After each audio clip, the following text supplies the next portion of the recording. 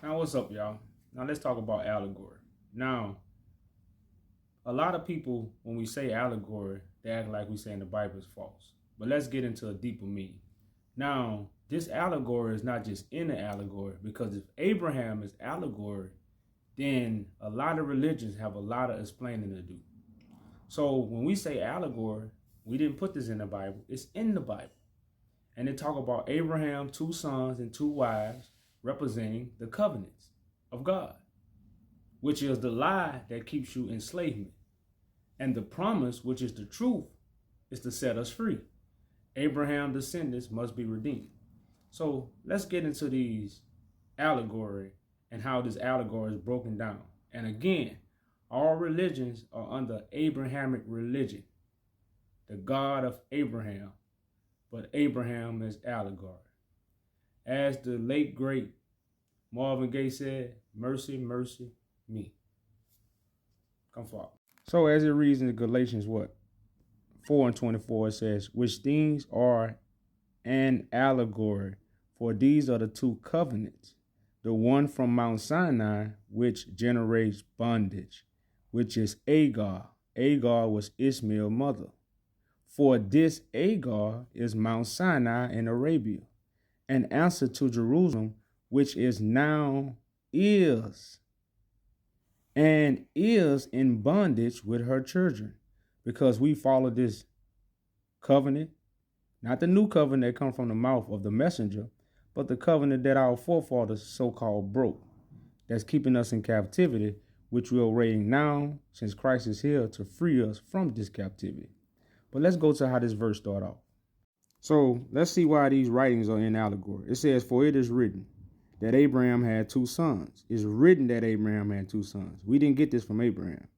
It says, the one of a bondmaid, the other of a free woman. The free woman and the bond, huh? It says, but he who was of the bond woman was born after the flesh. That means they listen to the words that come from their flesh. They don't eat from Christ's flesh, which is God's promise. It says, but he of the free woman was by the promise. So right now, Moses is speaking in what? Because some people only think Christ spoke in parables. So let me go to a verse, to show you something. Now, here's a verse, because parables and allegory really mean the same thing. It's a story that's not real, but have a meaning. Like we know, trees and lambs don't talk, but it has a meaning. The meaning, now the lamb talking ain't real. So it says, I'm in Matthew 13, we're in verse 34. It says, all these things spake Jesus unto the multitude in parables, and without a parable he spake not unto them. So when we deal with Moses' writings, Moses is speaking to a multitude of people.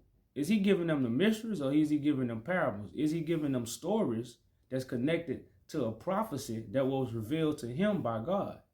So a lot of people have taken Moses' stories and made it real. The Abraham story ain't real. It's a teaching about the descendants of Abraham that was going to be redeemed by the promise. And some was going to be what?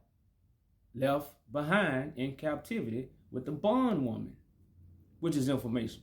Now, once you understand Abraham's wives represented covenants, which is information, that's why you have the marriage of the lamb, the bride that's prepared for the lamb.